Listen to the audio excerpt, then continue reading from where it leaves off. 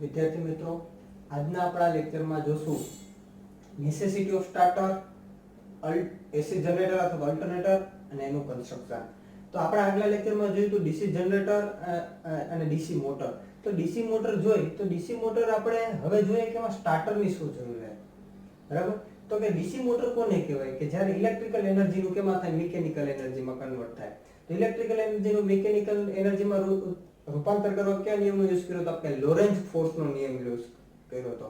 તો લોરેન્ઝ ફોર્સનો નિયમ શું હતો કે કોઈ કરંટ કેરિંગ કંડક્ટર કે જે કંડક્ટર વિદ્યુત પ્રવાહ ધરાવતું હોય અને જો એને ચુંબકીય ક્ષેત્રમાં મૂકવામાં આવે તો શું થાય, ઈ કંડક્ટર ઉપર બળ ઉત્પન્ન થાય. બરાબર? આ આપણું ડીસી મોટર છે. પોલ શું, આ આપણું આર્મેચર. બરાબર? એમાં આર્મેચરના બાહ્ય ભાગમાં આપણે શું રાખ્યું હોય, આર્મેચર કંડક્ટર, આર્મેચર વાઇન્ડિંગ કર્યું છે. બરાબર?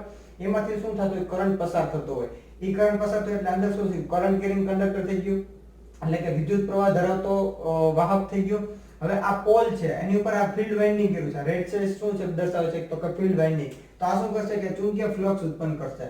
તો ચુંબકીય ફ્લક્સ આ વચલા એરિયામાં બધામાં કેવો હોય, ચુંબકીય ફ્લક્સ ઉત્પન્ન કરે. આ ચારે ચાર પોલ છે, ચારે ચાર પોલ શું કરશે તો કે ચુંબકીય ફ્લક્સ ઉત્પન્ન કરશે. N S આમાંથી આવી રીતના આખી પાથ પૂરો થયો, N અને S એક આમ પાથ પૂરો થયો. ધારો કે આ N પોલ છે અને S પોલ છે, તો ફ્લક્સ આ બાજુમાં દિશામાં ગયો. તો આ કંડક્ટર છે, વિદ્યુત પ્રવાહ ઓલરેડી વહે છે એમાંથી અને આ ચુંબકીય ક્ષેત્રની અંદર આવ્યો એટલે શું થશે કે આર્મેચર રોટર ઉપર આ શું છે, આર્મેચર કોર ઉપર શું થાય, બળ ઉત્પન્ન થાય. એક જાતનું બળ એટલે શું કરશે, રોટેશન થવાનું સ્ટાર્ટ કરે. આપણે વચ્ચે શાફ્ટ ગોઠવી એટલે શાફ્ટ શું મળે આપશે, કન્ટિન્યુઅસ બાર રોટેશન મળે. એટલે આપણે કઈ લોડ જોડ્યો તો શાફ્ટમાં આપણે લોડ કનેક્ટ કરી દઈએ છીએ. તો આ મોટર આપણી કેવી થઈ જાય, ફરતી થઈ જાય છે. તો હવે મને વિદ્યાર્થી મિત્રો કયો છે કે કંડક્ટર છે, બરાબર, એ શું છે, ચુંબકીય ફ્લક્સ ની અંદર ફરે છે કે નહીં. ભલે વિદ્યુત પ્રવાહ ધરાવે છે, એમાં ના નથી, પણ આ ચુંબકીય ક્ષેત્રની અંદર જ આ કંડક્ટર રોટેટ થયો કે નહીં. તો આ કંડક્ટર ચુંબકીય ક્ષેત્રની અંદર રોટેટ થયો, ચુંબકીય ફ્લક્સ કેવું છે, સ્થિર છે, કારણ કે આપણે સપ્લાય આપવાના ડીસી સપ્લાય, તો ડીસી ફિલ્ડ ઉત્પન્ન થશે. બરાબર? તો એક જ દિશામાં હશે અને આ કંડક્ટર શું થાય છે, એની અંદર રોટેટ થાય છે. એટલે કે આ કંડક્ટર અને આ ચુંબકીય ક્ષેત્ર, એટલે કે જે આપણે ફિલ્ડનું જે ચુંબકીય ક્ષેત્ર છે, એ બે વચ્ચે કેવું થયું, રિલેટિવ મોશન થાય. રિલેટિવ મોશન થયો એટલે આ જે કંડક્ટરમાં પણ શું થશે, EMF ઉત્પન્ન થાય.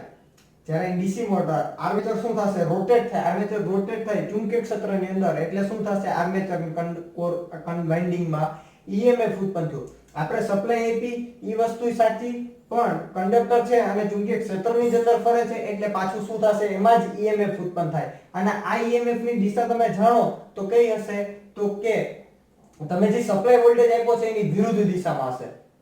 Opposite direction to applied voltage. તમે જે દિશા આપો છો આર્મેચર કંડક્ટર, આર્મેચરમાંથી જે વાઇન્ડિંગમાંથી કરંટ ફ્લો થાય એને સાથે જે વોલ્ટેજ આપ્યા છે એની વિરુદ્ધ દિશામાં હશે. તમે જો ફ્લેમિંગના જમણા હાથના નિયમની મદદથી જો તમે આમાં ડાયરેક્શન માપો કે ઉત્પન્ન થતું EMF ની દિશા કઈ હશે, તો હંમેશા ઈ તમે જે સપ્લાય વોલ્ટેજ કર્યા છે એની વિરુદ્ધ દિશામાં જ હશે.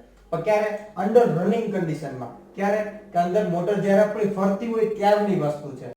શું કે જે આર્મેચર વાઇન્ડિંગમાં આપણે શું કરશું, કરંટ પસાર કરશું એટલે કરંટ કેરિંગ કંડક્ટર થઈ ગયો. આ ફિલ્ડ પોલ અને ફિલ્ડ વાઇન્ડિંગની મદદથી શું થયું, ચુંબકીય ક્ષેત્ર મળશું. ચુંબકીય ક્ષેત્ર મળ્યું એટલે કરંટ કેરિંગ કંડક્ટરને ચુંબકીય ક્ષેત્રમાં રાખ્યું તો શું થયું, તો કે ટોર્ક ઉત્પન્ન થયું. એટલે અમારું આર્મેચર કેવું થઈ ગયું, ફરવા માંડ્યું. આ ફરવા માંડ્યું તો પણ આર્મેચર વાઇન્ડિંગ છે, કંડક્ટર છે, તો આ કંડક્ટર શું થયું, ઈ પણ ચુંબકીય ક્ષેત્રની અંદર ફર્યું. તો એ ચુંબકીય ક્ષેત્રની અંદર ફરે છે એટલે એમાં શું થાય, EMF ઉત્પન્ન થાય. અને આ EMF ને કેવું કહેવાય, તો કે એને કહેવાય બેક EMF. કેવું કહેવાય, બેક EMF. બરાબર? આ બેક EMF ની દિશા કઈ, તો કે હંમેશા સપ્લાય વોલ્ટેજની વિરુદ્ધ દિશામાં. હંમેશા સપ્લાય વોલ્ટેજ અથવા તો અપ્લાઈડ વોલ્ટેજની વિરુદ્ધ દિશામાં જ આ બેક EMF ની દિશા હોય. તો આને આ કેવું થયું, અંડર રનિંગ કન્ડિશનમાં. ડીસી મોટર અંડર રનિંગ કન્ડિશનમાં સ્થિતિ થઈ. એટલે જ્યારે આપણી મોટર રન થતી હોય ત્યારે આ શું કરે, બેક EMF સપ્લાય વોલ્ટેજનો વિરોધ કરે. એટલે તમારું જે આર્મેચર વાઇન્ડિંગ હોય એમાં કરંટ કેવો થાય, ઓછો કરે. અહીંથી એક બાજુ તમે સપ્લાય વોલ્ટેજ એનું પ્રેશર હશે અને અંદર પાછું બેક EMF ઉત્પન્ન થયું, ઈ પણ એક પ્રેશર કરશે. તો આ બે પ્રેશર કરશે એટલે ઓછો કરંટ ફ્લો થશે. આર્મેચર વાઇન્ડિંગમાં કેવો થશે, ઓછો કરંટ ફ્લો થશે. એટલે કે એમાં અંદર જે કરંટ પસાર થવો જોઈએ કેટલો થશે, નોર્મલ થશે. એટલે તમારું આર્મેચર વાઇન્ડિંગ છે બર્ન આઉટ થશે નહીં, બળશે નહીં. બરાબર? બર્ન આઉટ થશે નહીં. કેમાં, તો કે અંડર રનિંગ કન્ડિશનમાં. આ કેવી કન્ડિશન છે તમારી, અંડર રનિંગ કન્ડિશન છે. રનિંગ કન્ડિશનની અંદર આ વાત છે. પણ જ્યારે તમે વિચાર કરો કે સ્ટાર્ટિંગ સમય છે ત્યારે તમારું રોટર કેવું હશે? સ્થિર હશે. તમે મોટરની સ્વિચ કરો ત્યારે એટ ધેટ ટાઈમ સ્વિચ ચાલુ કર્યા પછી 1 માઇક્રોસેકન્ડ માટે તો કેવું હશે? મોટર બંધ સ્થિર હશે. આ રોટર હશે કેવું હશે? સ્થિર હશે. જેવો અંદર કરંટ પસાર થાય અને ચુંબકીય ક્ષેત્રની અંદર આવશે ત્યારે એમાં શું કરશે? રોટેશન થતા કેવું થશે? સ્પીડ એની વધશે. તો અમુક સમય લેશે. તો ઈ સમય જે ગાળાનો વાંચે કે ફૂલ સ્પીડમાં આવ્યા પહેલા અને જ્યારે સ્ટાર્ટિંગ કરી ઈ બે વચ્ચેના સમયગાળામાં વાત કરીએ તો આર્મેચર કેવું હશે? સ્થિર હોય. હવે જ્યારે તમારું આર્મેચર સ્થિર હોય તો આર્મેચર કંડક્ટર છે ઈ ફરતું નથી એટલે શું થશે? તો કે સ્થિર છે. ચુંબકીય ફ્લક્સ છે ને આ પણ કેવું છે? કંડક્ટર સ્થિર, ફ્લક્સ સ્થિર, કંડક્ટર સ્થિર. તો EMF ઉત્પન્ન થશે નહીં. આર્મેચર કેવું છે? સ્ટેટિક છે. ફ્લક્સ છે પણ આર્મેચર કેવું છે? સ્થિર છે. રોટર ફરતું નથી. તો કેવું છે? EMF ઉત્પન્ન નહીં થાય. જ્યારે સ્ટાર્ટિંગની કન્ડિશનની વાત છે, સ્ટાર્ટિંગ વખતે તો ફરશે નહીં. રનિંગ કન્ડિશનમાં તો ફરવા લાગ્યું છે ત્યારે કંડક્ટર કટ કરે છે ને એટલે EMF ઉત્પન્ન થાય. પણ જ્યારે સ્ટાર્ટિંગ છે ત્યારે સ્ટેટિક છે, સ્થિર છે. ઈ કેવું છે? સ્થિર. અને ફ્લક્સ છે પણ આ સ્થિર છે. તો નિયમ શું કહે? કંડક્ટર દ્વારા ફ્લક્સને કાપવામાં આવે અથવા તો રિલેટિવ મોશન આવે. જ્યારે કાપે તો જ શું થાય? EMF ઉત્પન્ન થાય. પણ આમાં તો સ્ટાર્ટિંગ વખતે ઉત્પન્ન થવાનું નથી EMF. હવે બેક EMF કેવું છે? સ્ટાર્ટિંગ સમયે કેવું થાય? તો કે 0. બેક EMF કેવું થાય? 0. આ બેક EMF 0 હોય તો તમારો ખાલી શું ફોર્સ આવ્યો? તો બેક EMF નથી, અપ્લાઈડ વોલ્ટેજ જ એવા. તો આ અપ્લાઈડ વોલ્ટેજ કેવો હોય? વધારે હોય. અપ્લાઈડ વોલ્ટેજ કેવા છે? વધારે. કારણ કે તમારો મોટર ફેરવતો હોય આપણે જે નોર્મલ ઘરમાં વોલ્ટેજ આપતો હોય એ જ આપણે વોલ્ટેજ આપતો હોય તો આ નોર્મલ વોલ્ટેજ માટે શું થશે? તો કે આર્મેચર વાઇન્ડિંગ છે એમાં વધારે કરંટ ફ્લો થાય. સ્ટાર્ટિંગમાં જે કરંટ ફ્લો થાય એ કેવો હોય? એકદમ વધારે હોય. એકદમ સ્ટાર્ટિંગમાં કરંટ ઇન્ક્રીઝ થઈ જાય. તેમાં નોર્મલ ઓપરેશન વખતે જ્યારે રોટર ફરતી હોય અને જે નોર્મલ ઓપરેશન થતું હોય બરાબર ત્યારે જે કરંટ હોય એ કેવો હોય? એની લિમિટમાં હોય. રેટેડ કરંટ કહેવાય. એની લિમિટમાં હોય. જ્યારે સ્ટાર્ટિંગ કરો છો ત્યારે બેક EMF કેવું 0 એટલે ખાલી તમારો અપ્લાઈડ વોલ્ટેજ જ છે. અપ્લાઈડ વોલ્ટેજ હોય એટલે શું થાય? સ્ટાર્ટિંગમાં કરંટ વધી જાય. હવે જ્યારે સ્ટાર્ટિંગમાં કરંટ વધી ગયો એટલે આર્મેચર વાઇન્ડિંગમાં હીટ ઉત્પન્ન થાય. I2R પ્રમાણે લોસ થાય. લોસ શું થાય? લોસનું ફોર્મ્યુલા શું છે? I2R. કરંટના વર્ગના સમપ્રમાણમાં થાય. લોસ છે હીટ ઉત્પન્ન થાય. હીટ કેટલી થાય? I2R ના સમપ્રમાણમાં. હીટ જે ઉત્પન્ન થાય H હીટ એટલે હીટ એ કેના સમપ્રમાણમાં? તો I2RT. R એટલે રેઝિસ્ટન્સ, T એટલે સમય. કેટલા સમય સુધી પસાર થાય? તો I ના વર્ગના સમપ્રમાણે. એટલે તમારો ઓલરેડી કરંટ હાઈ છે અને સાથેનો વર્ક પણ છે. એટલે 7 એમ્પિયર કરંટ થતો હોય તો એક્ચ્યુઅલમાં હીટ કેટલી ઉત્પન્ન થશે? 49 એમ્પિયરના સમપ્રમાણમાં. એટલે તો વધારે હીટ ઉત્પન્ન થાય ને તમારી મોટર કેવી થઈ જશે? બર્ન આઉટ થઈ જવાના ચાન્સીસ રહે અને બર્ન આઉટ પણ થઈ જાય જો તમે કઈ પ્રોપર એક્શન ન લ્યો. એટલે જ્યારે ડીસી મોટર અથવા તો ઇન્ડક્શન મોટર કોઈ પણ મોટર હોય જ્યારે એની અમુક લિમિટ કરતા વધારે હોય ત્યારે આપણે શું યુઝ કરવું પડે? તો કે સ્ટાર્ટર યુઝ કરવું પડે. એટલે નેસેસિટી ઓફ સ્ટાર્ટર. સ્ટાર્ટરની જરૂરિયાત. એટલે આપણે જોયું તો મોટર ચાલુ કરતે ઓન ઓફ ની આપણે સ્વિચ દબાવીએ સ્ટાર્ટરનો યુઝ કરવો પડે છે. સ્ટાર્ટર આને કારણે યુઝ કરવું પડે છે. સ્ટાર્ટર શું કરે? તો કે તમારો જે સપ્લાય વોલ્ટેજ છે સપ્લાય વોલ્ટેજ ધીમે ધીમે અપ્લાય કરે છે. સ્ટાર્ટર શું કરે કે આગળ વાઇન્ડિંગમાં શું તમારી સ્ટેટર વાઇન્ડિંગ હોય એમાં જે તમે આર્મેચરમાં જે સપ્લાય કરવાનો છે એનો રેઝિસ્ટન્સ વધારી દે સ્ટાર્ટિંગ વખતે અને ધીમે ધીમે રેઝિસ્ટન્સ ઘટાડે. એટલે ધીમે ધીમે તમારા વોલ્ટેજ અપ્લાય થાય. એટલે ધીમે ધીમે વોલ્ટેજ અપ્લાય થાય એટલે ઓછા વોલ્ટેજ આપો ઓછો કરંટ પસાર થાય. ઓછો કરંટ અને ફ્લક્સ તો ધીમે ધીમે મોટર સ્ટાર્ટ થશે અને પછી ધીમે ધીમે તમે ફૂલ વોલ્ટેજ અપ્લાય કરી દો એટલે રોટેશન કેવું થઈ જશે? ફૂલ. અને સામે સામે રોટેશન મળી ગયું એટલે આપણે શું મળી જશે? બેક EMF પણ મળી જાય. બેક EMF મળી ગયું એટલે તમારો કરંટ છે કેવો આવશે? કે નોર્મલ ઓપરેશનમાં આવશે. નોર્મલ. કારણ કે તમારા જે બેક EMF આવ્યો એની ડાયરેક્શન કેવી છે? Opposite to applied voltage. એટલે આમાં કરંટ આવશે કેવો હશે? નોર્મલ.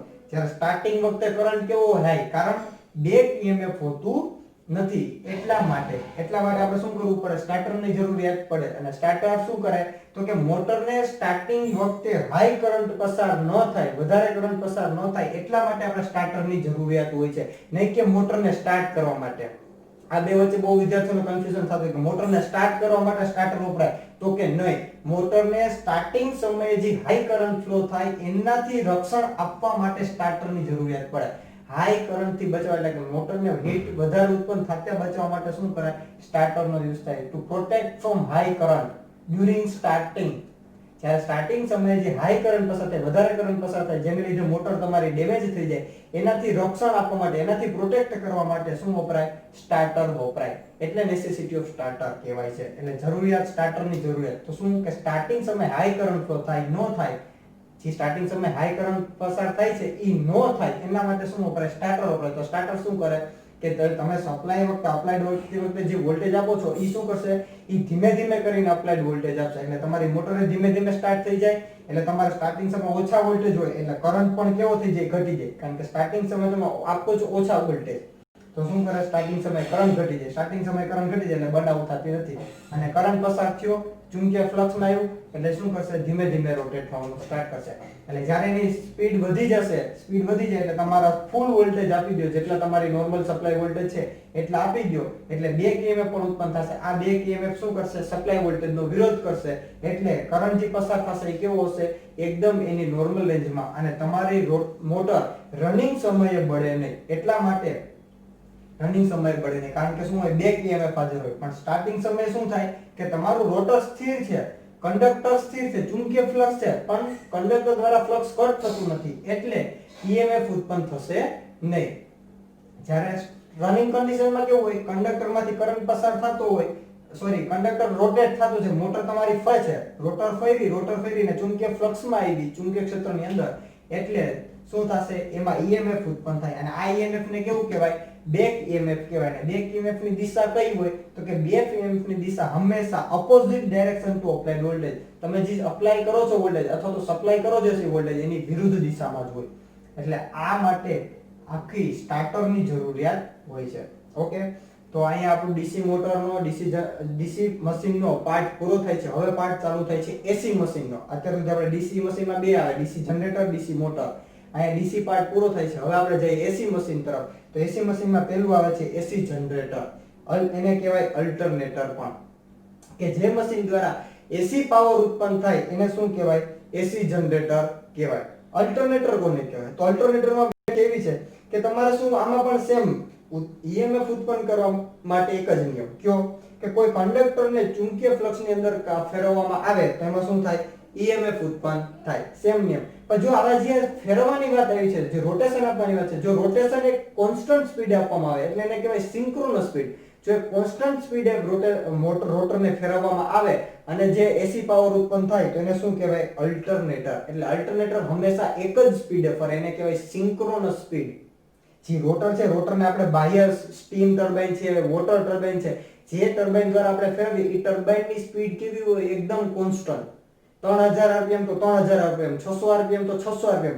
જો એની સ્પીડ કોન્સ્ટન્ટ હોય તો એને કહેવાય સિંક્રોનસ સ્પીડ. અને એમાં જો પાવર જે પ્રોડ્યુસ થાય એસી હોય તો એને શું કહેવાય? અલ્ટરનેટર કહેવાય. એસી જનરેટર એટલે તો કે જે મશીન દ્વારા એસી પાવર પ્રોડ્યુસ કરવામાં આવે એસી જનરેટર કહેવાય. જો રોટર કોઈ એક સિંક્રોનસ સ્પીડે ફેરવવામાં આવે અને એસી ઉત્પન્ન થતા એસી પાવર, જે મશીન દ્વારા એસી પાવર ઉત્પન્ન થાય એને કહેવાય અલ્ટરનેટર.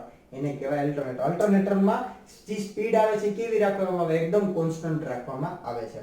તો એનો બેઝિક પ્રિન્સિપલ ઓલરેડી આપણે જોયો. સેમ ડીસી જનરેટરમાં પણ સેમ હતો. અલ્ટરનેટર અથવા એસી જનરેટરમાં પણ કેવો છે? સરખો જ છે. કે કોઈ ચુંબકીય ફ્લક્સ છે ફાઈ, મેં જો નીચે ડાઉન થી અપવર્ડ સાઈડ ચુંબકીય ફ્લક્સ દર્શાવ્યું, એની અંદર આ કંડક્ટર છે. જો કંડક્ટર એની અંદર રોટેશન કરવામાં આવે તો શું થાય? કંડક્ટરની અંદર EMF ઉત્પન્ન થાય, વોલ્ટેજ ઉત્પન્ન થાય. અને આ વોલ્ટેજ કેવા હોય? એસી જ હોય. આપણે ડીસી જનરેટરમાં પણ જોયું એમાં વોલ્ટેજ કેવા હતા? એસી જ બિલ્ડઅપ થતા હતા. પણ with the help of commutator and brush, commutator અને બ્રશની મદદથી આપણે એસી વોલ્ટેજને કેમાં કન્વર્ટ કર્યા હતા? ડીસી વોલ્ટેજમાં કન્વર્ટ કર્યા હતા. કોમ્યુટેટર અને બ્રશની મદદથી એસી વોલ્ટેજ અને એસી વોલ્ટેજને ડીસી વોલ્ટેજમાં કન્વર્ટ કરતા. હંમેશા વોલ્ટેજ જે ઉત્પન્ન થાય રોટેશનની મદદથી એ કેવો હોય? એસી જ હોય. બેટરી અને કેમિકલ પ્રોસેસની મદદથી જે ઉત્પન્ન થાય એ ડીસી વોલ્ટેજ હોય. જ્યારે આવી રીતના રોટેશનની મદદથી એટલે કે ફ્લક્સ અને કંડક્ટરની વચ્ચે જો રિલેટિવ મોશનની જે મદદથી EMF ઉત્પન્ન થાય એ હંમેશા કેવું હોય? એસી જ હોય. એટલે ડીસી જનરેટરમાં કોમ્યુટેટર અને બ્રશની મદદથી આપણે શું કર્યું હતું કે એને એસી વોલ્ટેજને કેમાં કર્યા હતા? ડીસી વોલ્ટેજમાં કન્વર્ટ કર્યા હતા. પણ એટલે એસી જનરેટર અને અલ્ટરનેટરમાં આપણે કોમ્યુટેટર અને બ્રશને રિમૂવ કરી દેશું એટલે આપણે શું મળી જશે? એસી વોલ્ટેજ મળી જશે. સિમ્પલ. ડીસી જનરેટરમાંથી શું કરવાનું? કોમ્યુટેટર અને બ્રશને કેવું કરી નાખવાનું? રિમૂવ કરી નાખો અને અલગ કરી નાખો એટલે તમારું બની ગયું એસી જનરેટર અથવા તો અલ્ટરનેટર. તો હવે આપણે વાત કરીએ એસી જનરેટર અથવા અલ્ટરનેટરની. તો ટોટલ એના બે પ્રકાર છે. તો કઈ રીતે બે પ્રકાર પડ્યા? તો તમે કહો જી, આપણે શું હોય કે ચુંબકીય ફ્લક્સ જોઈએ અને કંડક્ટર જોઈએ અને બે વચ્ચે કેવી હોવી જોઈએ? Relative motion. એટલે કે બે વચ્ચે સાપેક્ષ ગતિ હોવી જોઈએ. આને સ્થિર રાખવું અથવા તો આને રોટેટ કરવું એ પણ પોસિબલ છે. બીજું શું પોસિબલ છે? એક કંડક્ટરને સ્થિર રાખવું અને ચુંબકીય ફ્લક્સને ફેરવવું. બે પોસિબિલિટી બને. ચુંબકીય ક્ષેત્ર અને કંડક્ટર વચ્ચે રિલેટિવ મોશન માટે કેટલી બનશે પોસિબિલિટી? તો કે બે. એક ચુંબકીય ક્ષેત્રને સ્થિર રાખવું અને કંડક્ટરને ફેરવવું અને કંડક્ટરને ફેરવવું. બીજું શું પોસિબલ છે? કંડક્ટરને સ્થિર રાખવું અને ચુંબકીય ક્ષેત્રને ફેરવવું. તો આ બે વચ્ચેથી તમે રિલેટિવ મોશન લઈ શકો. હા, તો એના આધારે બે પ્રકાર પડ્યા. એક સ્ટેશનરી ફિલ્ડ રોટેટિંગ આર્મેચર, એટલે ચુંબકીય ક્ષેત્ર કેવું? સ્થિર, અને આર્મેચર એટલે કંડક્ટર કેવું? ફરતું કંડક્ટર, ફરતું આર્મેચર. બીજો પ્રકાર કયો પડ્યો? સ્ટેશનરી આર્મેચર, કંડક્ટર સ્થિર and rotating field. Rotating field તમારું રોટેટિંગ ચુંબકીય ક્ષેત્ર, rotating magnetic field, rotating magnetic field. બરાબર? એટલે સ્ટેશનરી ફિલ્ડ, રોટેટિંગ આર્મેચર, સ્થિર ચુંબકીય ક્ષેત્ર અને ફરતું આર્મેચર. અને બીજો પ્રકાર કેવો પડ્યો? સ્થિર આર્મેચર અને ફરતું ચુંબકીય ક્ષેત્ર. તો આ બે પોસિબિલિટી હતી. તો એ બેના આધારે બે અલ્ટરનેટરના કન્સ્ટ્રક્શન કરી શકીએ, બે રચના આપણે બનાવી શકીએ, જેની મદદથી આપણે અલ્ટરનેટિંગ ઈએમએફ ઉત્પન્ન કરી શકીએ. તો આ બરાબર આ બે પ્રકાર સમજાઈ ગયા. તો હવે આપણે પહેલો પ્રકાર જોઈએ, સ્ટેશનરી ફિલ્ડ રોટેટિંગ આર્મેચર. એનું કન્સ્ટ્રક્શન જોઈએ, સ્ટેશનરી ફિલ્ડ અને રોટેટિંગ આર્મેચર. એટલે કે ફિલ્ડ તમારું સ્થિર છે અને આર્મેચર કેવું થાય? રોટેટ થાય છે. ઈ તો પણ આપણે બાહ્ય બળ આપવાનું છે, મિકેનિકલ ફોર્સ, તો જ આપણે રોટેશન મળે, તો જ બે વચ્ચે રિલેટિવ મોશન મળે. તો કે આપણે સેમ ડીસી મશીનમાં હતું, સેમ નું સેમ કન્સ્ટ્રક્શન, સેમ જ વજી પોલ યોક બધા ફંક્શન બધાનું સેમ જ. ખાલી શું ફરક પડશે? કોમ્યુટેટર અને બ્રશ આમાં નહીં આવે, કારણ કે એ શું કરતું હતું? એસી નું ડીસી માં કન્વર્ટ કરતું હતું. પણ આપણે કેવો પાવર જોઈએ? એસી જ જોઈએ છે, એટલે એને શું કીધું? એસી જનરેટર. બરાબર? તો આ શું છે? તમારો પોલ, આને કહેવાય પોલ શું?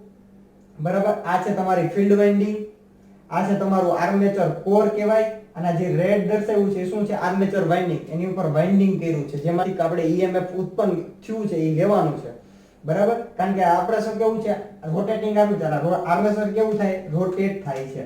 એટલે કોઈ સ્ટીમ ટર્બાઇન ની મદદથી અથવા તો હાઇડ્રોલિક ટર્બાઇન ની મદદથી શું કરવાનું? આપણે કન્ટિન્યુઅસ રોટેશન કરાવવાનું. અહીંથી ચુંબકીય ક્ષેત્ર આવશે એટલે આખામાં શું થશે? મેગ્નેટિક ફિલ્ડ ઉત્પન્ન થઈ ગયું, ચુંબકીય ક્ષેત્ર, અને બાહ્ય બળ દ્વારા આર્મેચર કોર ફરશે. એટલે એની સામે શું આપણે રાખ્યું છે? આર્મેચર વાઇન્ડિંગ રાખ્યું છે. તો આર્મેચર વાઇન્ડિંગ ને ફરશે અંદર, એટલે શું થશે? આ આર્મેચર વાઇન્ડિંગ માં શું થશે? ઈએમએફ ઉત્પન્ન થાય. આ ઈએમએફ ને આપણે બહાર લેવાનું આવશે. બરાબર? તો આ પોલ, આ ફિલ્ડ વાઇન્ડિંગ છે, જેની મદદથી આપણે ચુંબકીય ક્ષેત્ર ઉત્પન્ન કરવાનું, ઇલેક્ટ્રોમેગ્નેટ બનાવ્યું કહેવાય એને. અને પોલ શું? કારણ કે ચુંબકીય ક્ષેત્રને આખા પ્રસરાવવા માટે શું કર્યું છે? આ પોલ શું નો ઉપયોગ કર્યો, એટલે ઘણો બધો એરિયા આવી જાય એટલા માટે. તો આ 4 પોલ છે, તો 4 પોલ, 8 પોલ, 2 પોલ. તો આવી રીતના જે આપણે રિક્વાયરમેન્ટ છે એ પ્રમાણે આપણે નંબર ઓફ પોલ પ્રમાણે ડિઝાઇન કરવાની હોય. બરાબર? અને આ જે બાહ્ય છે એ આખું શું છે? યોક. બરાબર?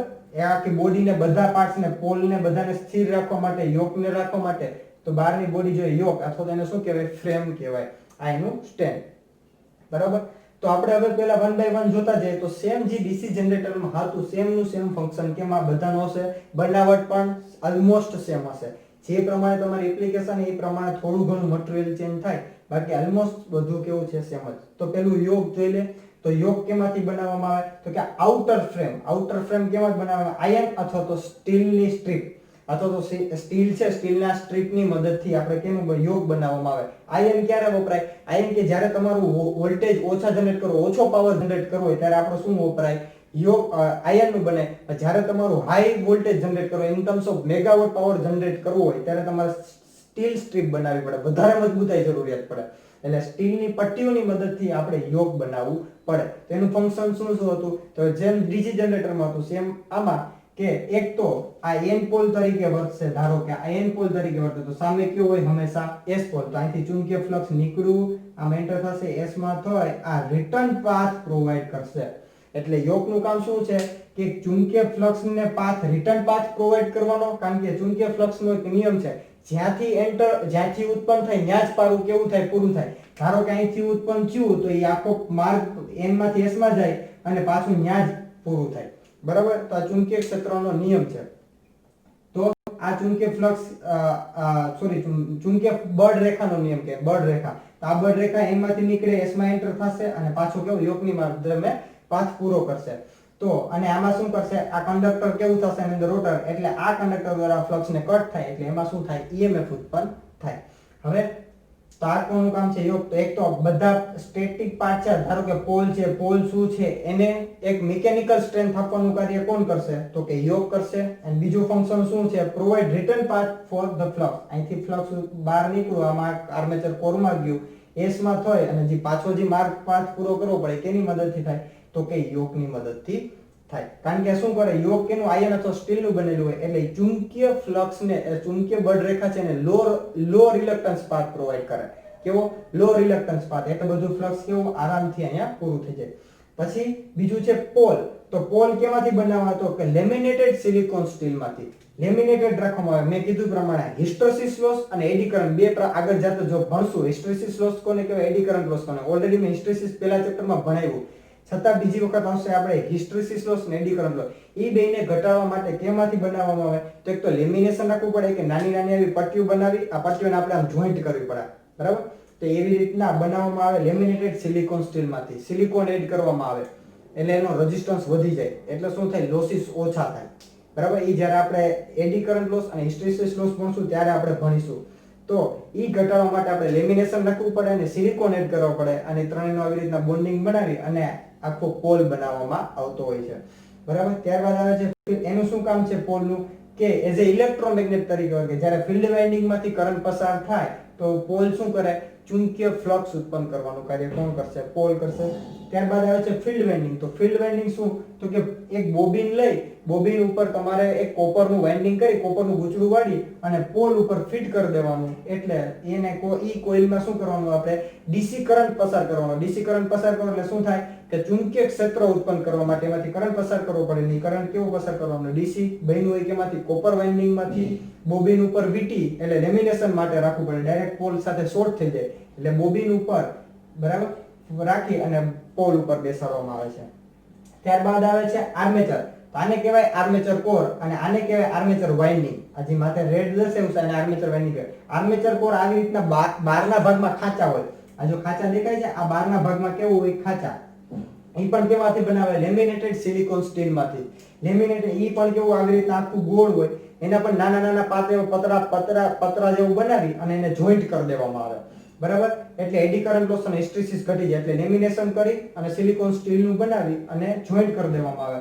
અને આર્મેચર કોરમાં બહારના ભાગમાં ખાંચા રાખવામાં આવે. બહારના ભાગમાં ખાંચામાં શું કામ, કારણ કે આપણે આર્મેચર વાઇન્ડિંગ બેસાડવું. બાકી આર્મેચર વાઇન્ડિંગ જો વધારે સ્પીડે 3000 આરપીએમ જેટલું ફરતું હોય, આ રોટરની સ્પીડ કેટલું, 3000 આરપીએમ, એટલે 1 મિનિટમાં 3000 રોટેશન પૂરા થતા હોય.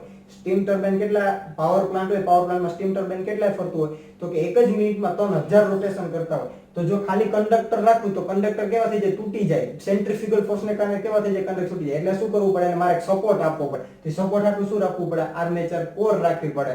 એની અંદર આર્મેચર બહારના ભાગમાં શું રાખ્યું હોય, આર્મેચર વાઇન્ડિંગ રાખ્યું, બરાબર. એટલે એ સેન્ટ્રીફ્યુગલ ફોર્સના કારણે બહાર ફેંકાઈ ન જાય એટલા માટે. તો આર્મેચર વાઇન્ડિંગમાં શું થાય, ઈએમએફ ઉત્પન્ન થાય. આર્મેચર વાઇન્ડિંગ કેની બની હોય, કોપરની બનેલી હોય, બરાબર. અને આ સ્લોટમાં શું રાખવામાં આવે, આર્મેચર વાઇન્ડિંગ. આ છે બતાવે તમારો શાફ્ટ, એની જે મિકેનિકલ દ્વારા સ્ટીમ ટર્બાઇન છે, વોટર ટર્બાઇન છે, એના દ્વારા રોટેશન આપવા માટે. તો બરાબર. તો જો આર્મેચર મારું ફરતું છે અને ફિલ્ડ મારું કેવું છે, સ્થિર છે, એટલે નામ શું પડ્યું, સ્ટેશનરી ફિલ્ડ. ચુંબકીય ક્ષેત્ર કેવું છે, સરખું ફરતું નથી, સ્થિર જ છે. અને રોટેશન તમારો આર્મેચર, રોટેટિંગ આર્મેચર છે એ શું કરે છે, ફરે છે, એટલે નામ શું પડ્યું, સ્ટેશનરી ફિલ્ડ અને રોટેટિંગ આર્મેચર, બરાબર. તો આ હતું. અને જ્યારે હવે તમારે આઉટપુટ લેવાનું છે, તમારે હવે આ કંડક્ટરમાં ઈએમએફ ઉત્પન્ન થયું, ઈ કેવું છે, ફરે છે, છતાં તમારે આઉટપુટ લેવું છે તો કઈ રીતે લેવો, તો કે આવી રીતના સ્લિપ રિંગ અને બ્રાસની મદદથી, બરાબર. તમારે બ્રશની મદદથી અને સ્લિપ રિંગની મદદથી શું કરવું પડશે, તમારે આઉટપુટ લેવાનું. એટલે ધારો કે આ તમારી રોટર છે, રોટરની અહીંયા આની સાથે એક સ્લિપ રિંગ, આને ગોળ ગોળ જે 3 રિંગ ગળી એને શું કહેવાય, સ્લિપ રિંગ કહેવાય. જે આ તમારા 3 અંદર કંડક્ટર ફરે છે, ઈ 3 કંડક્ટર આની સાથે રાખવાના. સ્લિપ રિંગ આ છે, તો આ તમારું શું કન્ટિન્યુઅસ ફરતું રહે. અને જ્યારે બ્રશ છે, તમારું બ્રશ સ્થિર જ હોય.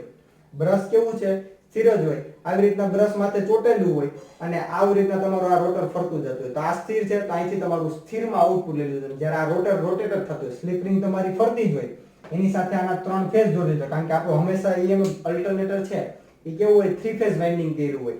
કારણ કે આપણે વધારે પાવર જરૂરિયાત હોય, એટલે આ 3 ફેઝમાં પાવર થાય, એટલે R, Y અને B, એટલે 3 વાઇન્ડિંગ હોય. આની અંદર કેવા હોય, ત્રણ વાઇન્ડિંગ ઈ કા સ્ટારમાં કનેક્શન કરવામાં આવે કે ડેલ્ટામાં કનેક્ટ કરવામાં આવે.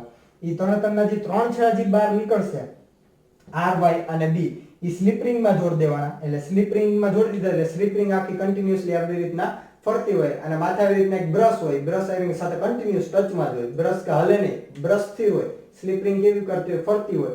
એટલે અહીંયા જે તમારો એક છેડો કનેક્ટ કરી દો એટલે તમારે 3 વાયર આવી જાય. એને કહેવાય RYB, જ્યાંથી તમે 3 ફેઝ પાવર લ્યો છો. બરાબર? તો આવી રીતના આઉટપુટ લેવા માટે બ્રશ અને સ્લીપ રિંગની મદદથી તમે બહાર આઉટપુટ લેવામાં આવે છે. તો મિત્રો આ હતું આપણું સ્ટેશનરી ફિલ્ડ રોટેટિંગ આર્મેચર. શું કામ? આર્મેચર રોટેટ થાય છે અને ફિલ્ડ સ્ટેશનરી છે. અને પછીના લેક્ચરમાં આપણે જોશું સ્ટેશનરી આર્મેચર. આર્મેચર કેવું હશે? સ્થિર હશે અને ફિલ્ડ કેવું હશે? રોટેટિંગ હશે. તો મિત્રો આજના લેક્ચરમાં આપણે બહુ ખાસ સારું એવું સમજ્યું સ્ટાર્ટરની જરૂરિયાત શું, પછી એસી જનરેટરનો પ્રિન્સિપલ ઓલરેડી આપણે પ્રિન્સિપલ જોયો તો. ત્યારબાદ બે પ્રકાર અલ્ટરનેટરના, સ્ટેશનરી ફિલ્ડ રોટેટિંગ આર્મેચર અને બીજું એટલે કે સ્થિર ચુંબકીય ક્ષેત્ર અને ફરતું આર્મેચર, અને પછી સ્ટેશનરી આર્મેચર રોટેટિંગ ફિલ્ડ એટલે કે સ્થિર આર્મેચર અને ફરતું ચુંબકીય